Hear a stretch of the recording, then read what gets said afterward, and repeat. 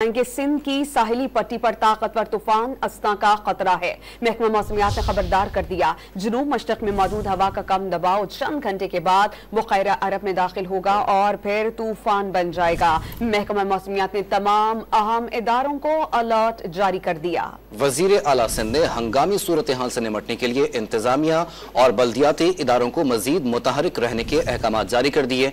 देखते हैं अनम मशकूर की ये रिपोर्ट।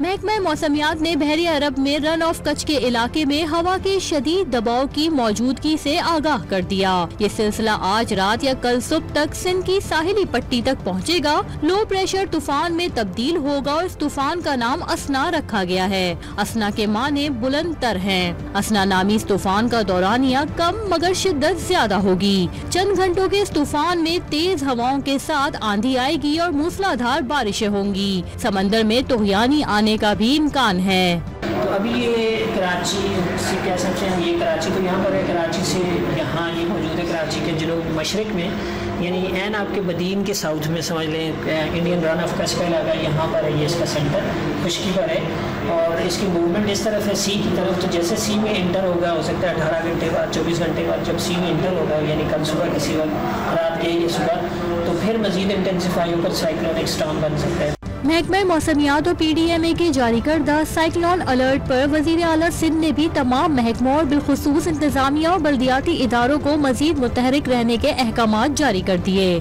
समंदर की सूरत हाल गैर मामूली होने के बायस माहीगीरों को 31 अगस्त तक खुले समंदर में न जाने का मशवरा दिया गया है। महकमा मौसमियात के मुताबिक कराची में पीर से अब तक 122 मिलीमीटर बारिश रिकॉर्ड की जा चुकी है। कैमरामैन नबील के साथ अनम मशकूर, डॉन न्यूज़, कराची।